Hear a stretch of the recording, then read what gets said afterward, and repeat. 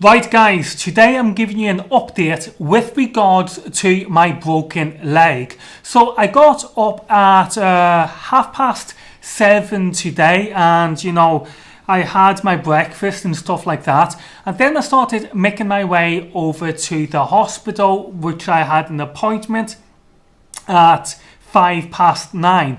So I decided to walk to the hospital because the hospital's not that far from me. So I just got on my crutches and I just went out there and I started to walk. Now I have to say it was an absolutely stunning morning. The temperature outside was absolutely perfect, and but I was taking the back roads as well, so that means that I wasn't seeing too many people, so I didn't have any traffic bugging me and stuff like that. But anyway, I finally got into this area which I like to fly my drones in every now and again, and I just decided to take a few selfies on the camera with my crutches. So have a look at this photo. As you can see, that's a selfie which I had taken with an action camera. Again, I just want to be able to look back on this time and know that I can remember the time when I was on crutches. So that's why I'm making these videos and taking these kind of photos. It's just something to remember. But anyway, when I got into the hospital, I actually went up to the reception, and again there's the three girls, lovely ladies. Remember, one of the girls actually gave me this little guy here. So I basically signed in, I sat down, my name was called, and I was referred over to X-ray. So I went over to the X-ray department, and basically I had to wait there for the radiographer to call me in.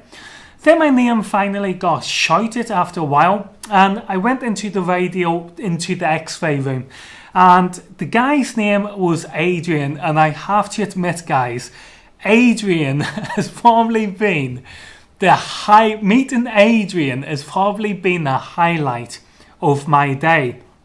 I mean, let me explain this, right?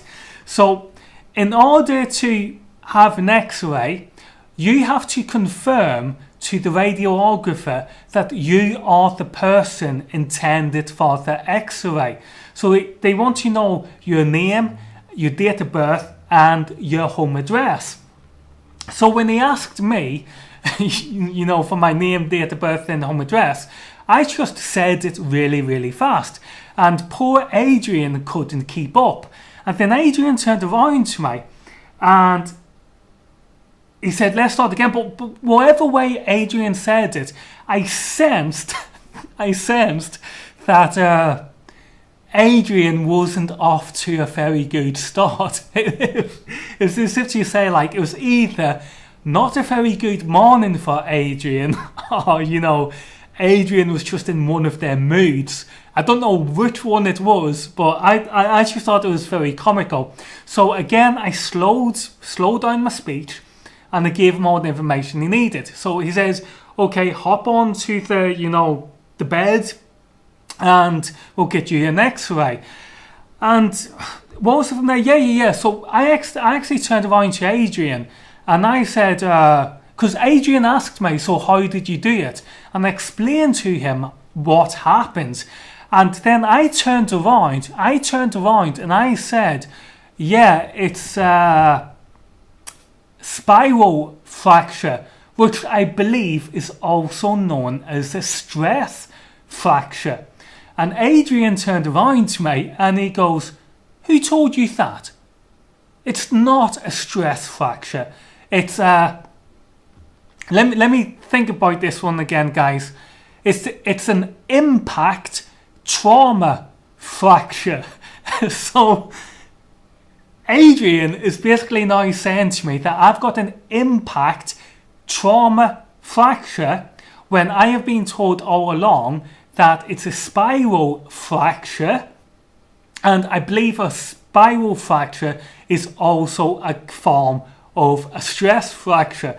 Now, at this point in time, I thought to myself, should I just try and wind Adrian up? Should I come out with something, like kind of cockish and be something like, why are you splitting hairs, Adrian?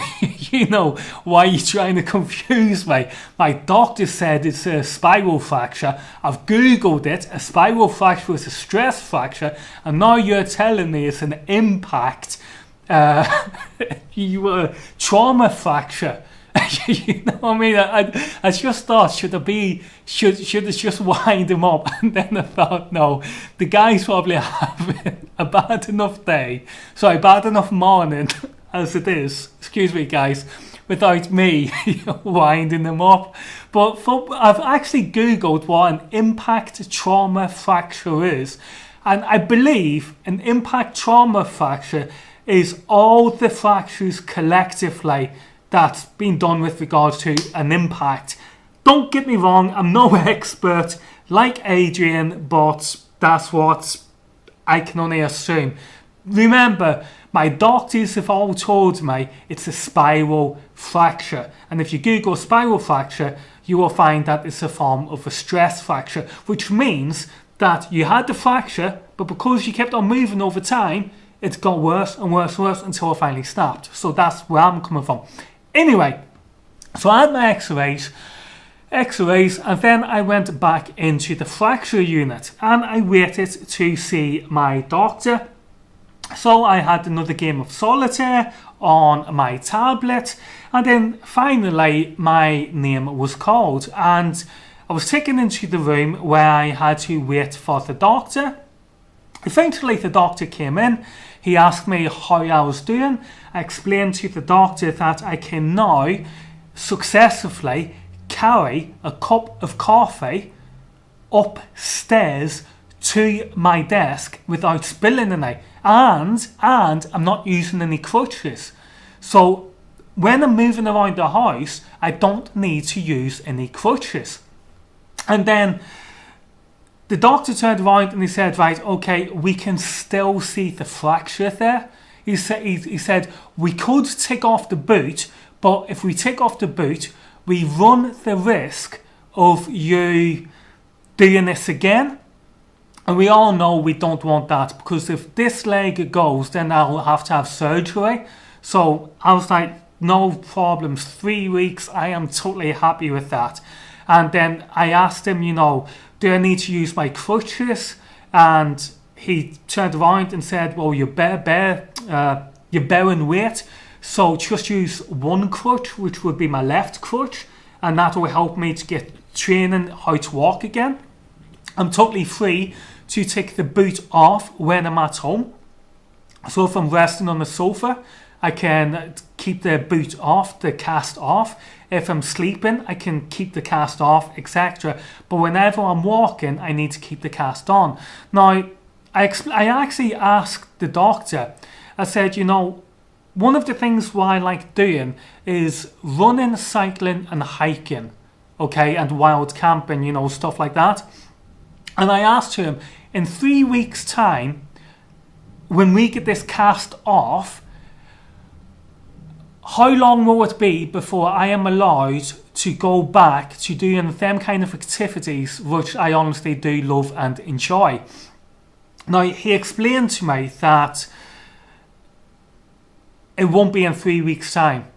He actually said, once the boot is off, because I'll have a new bone, he said, you're going to be waiting for at least 3 months.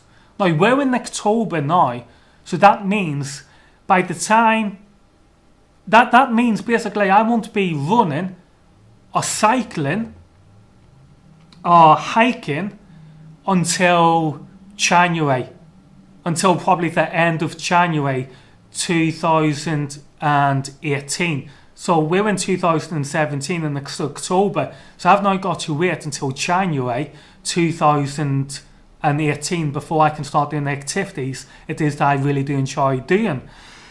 Now, I've got no complaints about that, because again,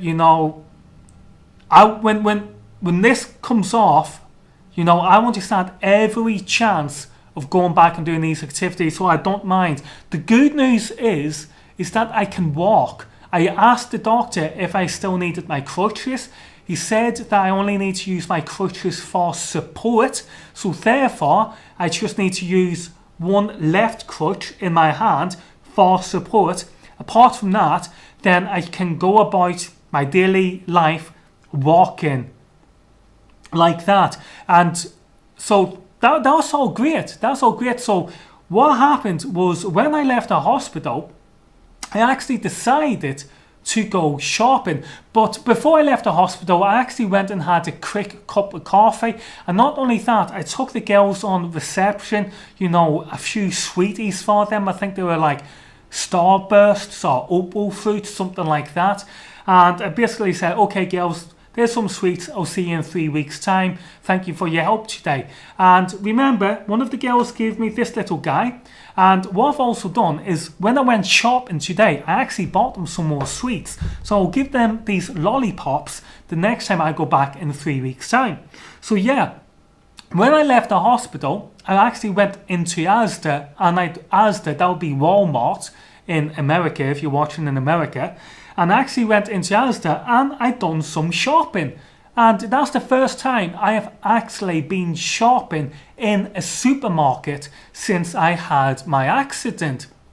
And it absolutely felt great. Not only that, I actually went and done some other errands what I needed. I needed to pick up some medication from the doctors, so I managed to get over there and do it. And then when I got home, I thought, well, what am I going to do today? And then I thought, well, what you're going to do is you're going to go out and you're going to fly your drone. So I decided to go to a place called Toxton Park. And I went for a walk around Toxton Park, and it was absolutely lovely. And then I started, excuse me guys, then I started to fly my drone.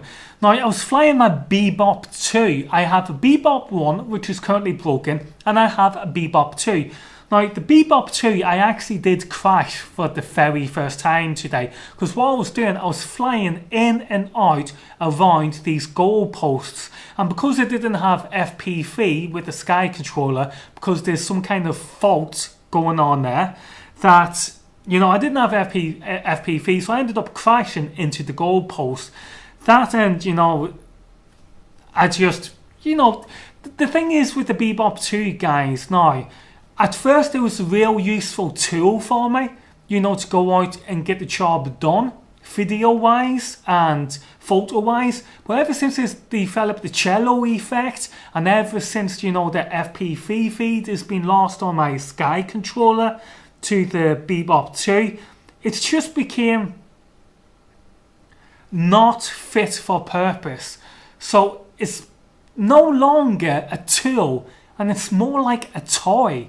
So I just thought today, well, your Bebop 1's broke, you've got the Bebop 2, the Bebop 2's no good for this job, so you might as well just use it for a toy and have little sports with it. So that's why I was flying it the way I was flying it today. I might even just buy a Mavic later on down the line and just use the Bebop 2 to rally around the place. But yeah, again, I crashed it for the very first time, and I also got to annoy a few dogs. Now, the dogs were barking, so I thought, okay, if you're going to be barking at my drone, I'll just fly the drone at you. And as you can see, I got some pretty good photographs here. Now, not only that, I also started talking to this woman who sat down beside me, and she asked me a few questions about the drone. We got talking, and then she started telling me about how the RAF, Royal Air Force, had been doing a lot of activity flying around the Macclesfield area. And I started explaining to this lady about how the time the RAF was flying around our neck of the woods, and how the RAF was flying so low, and how I actually sent him a tweet on Twitter reminding him that people like me fly our drones in this area. So if they're flying like low, like let's say 30 meters, 40 meters, they stand a chance of running into one of our drones, stuff like that. So we had this talk about the Royal Air Force and their Pumas, and it's quite strange, because when we left and when I was walking home, guess what I seen? Yes guys, I seen the two RAF Pumas back in the Grove flying again. I couldn't make it up. But not only that, guys, not only that, but you know the place where I was this morning, where I took the photograph of me on my crutches? Well, you know in the skies just behind me, guess what? That was where the RAF Pumas actually went and both uniformed and hovered, you know, for about a minute and then flew off. There's videos going around social media of the RAF Pumas at this particular spot that I was at 8:30 in the morning. So, you know, yeah, it was absolutely ambulance going past. It was absolutely surreal, but it felt good to know that RAF was back in on the scene. Guys, I love aircrafts. I love anything that flies. I love it. So seeing RAF again today was another highlight of my day. So going back to my broken leg, always good. I don't need the crutches when I'm at home. It's what I will be able to do though is once in 3 weeks time, once the cast is off, I will be able to set up my turbo trainer and put my bike on that, and I will be able to do some light cycling. So I will be able to do that for a while, and that should help warm me up for when we come into like January. And then in January I should be able to go out cycling on the road and stuff like that.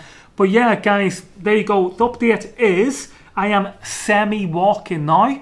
I don't actually need crutches. I only need crutches for support. But other than that, life is good. Things are good. 3 more weeks and my life is going to be back to normal. Thank you for watching this video, and I'll see you all later.